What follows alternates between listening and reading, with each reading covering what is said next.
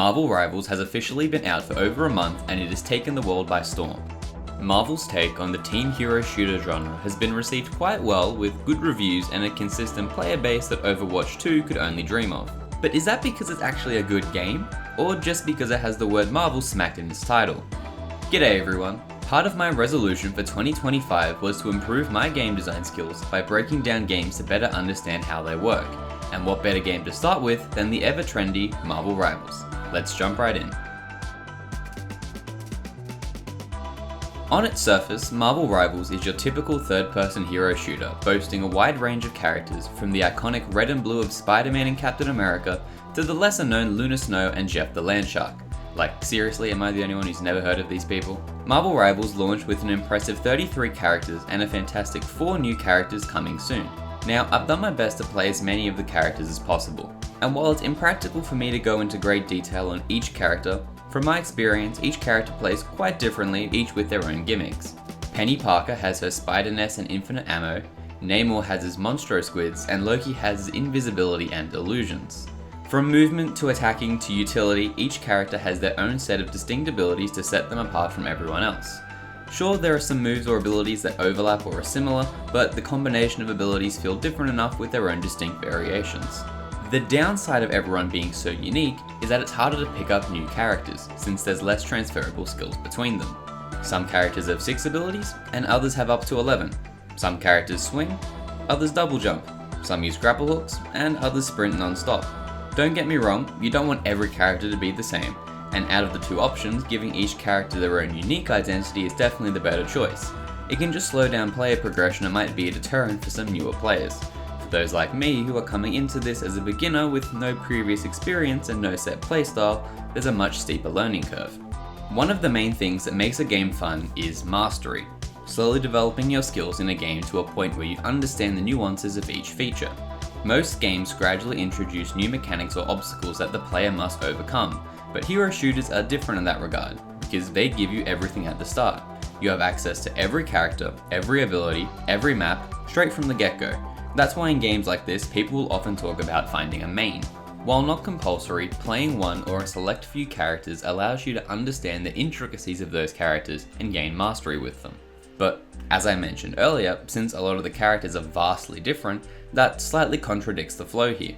You can't play every character once and say you understand them, you need to dedicate sufficient time to at least have a basic knowledge of them, and then you might discover you don't really like them. This issue isn't unique to Marvel Rivals, but it does suffer because of it. They have tried to mitigate this by giving each character a difficulty ranking, encouraging new players to engage with certain characters. But I feel like this is mostly ignored as people want to play as their favourite characters like Spider-Man, irrespective of their difficulty, which doesn't end well for anyone.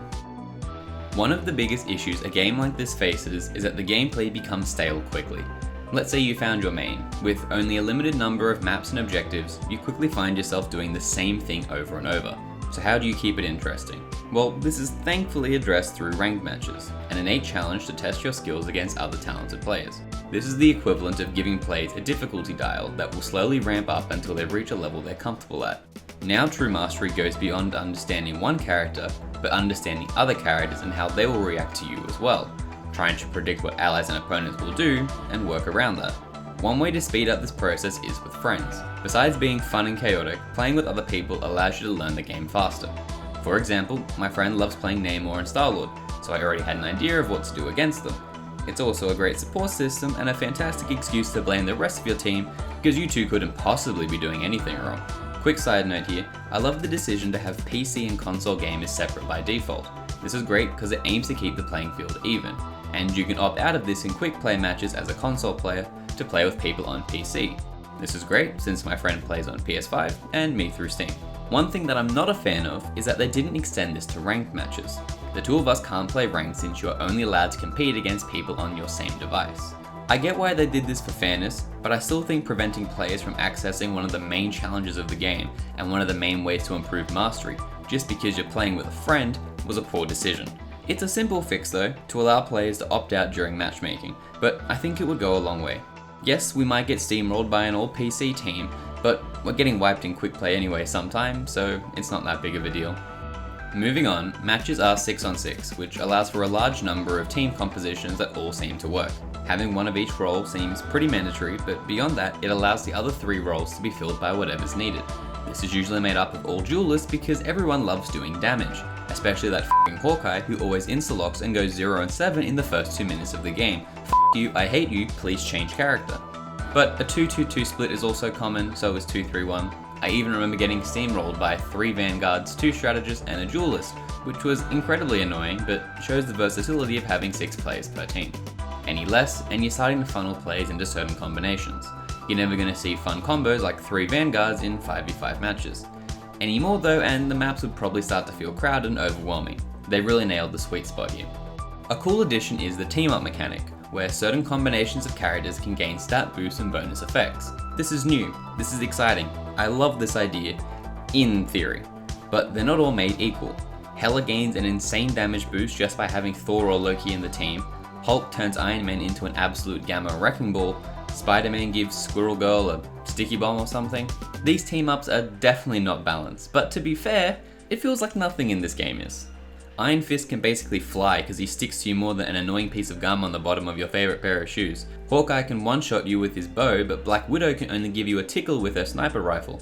And Jeff the little can just kamikaze himself off a cliff after he swallowed your entire team while trying to hold a point. That.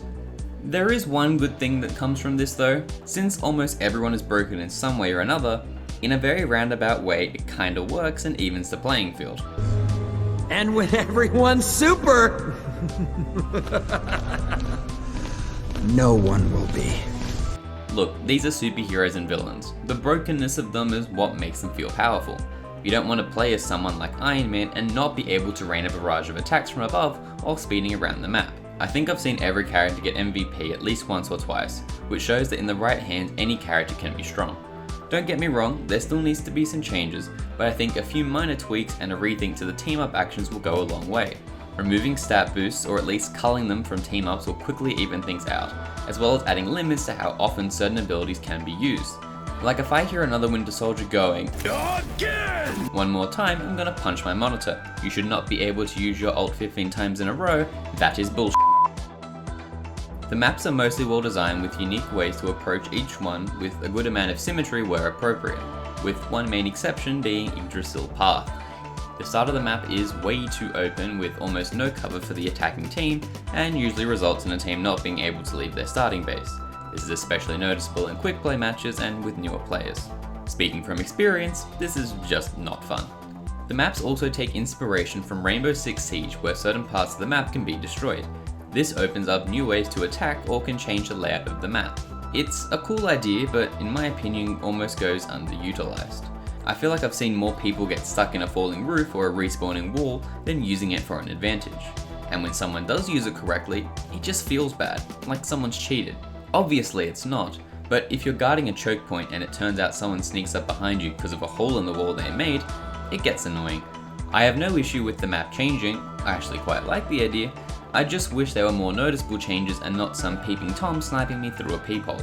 As for game modes, there's 3, but really 2. Domination, which is King of the Hill, where your team holds a point for a certain amount of time before your opponent. Convoy, much like Overwatch, where you push a target down a path within a time limit. And then there's Convergence, where the first half of the game is a one-sided domination, followed by a convoy. They're fine, there's nothing wrong with them, but there's nothing great with them either.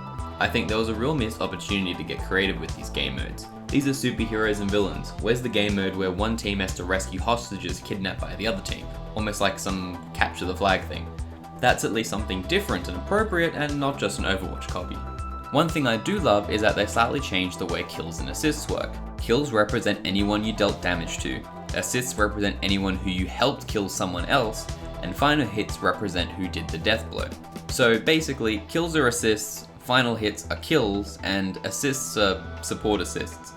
Besides the confusing names, which left me baffled when our team had over 100 kills, yet the opposition only died 30 times, I think this is great. As someone who often plays support classes, I often end up with poor stats and results, even though I get some clutch saves. That Thor who dived headfirst into their entire team, I healed him and kept him alive, allowing him to get some kills, and I now get assists for all of those.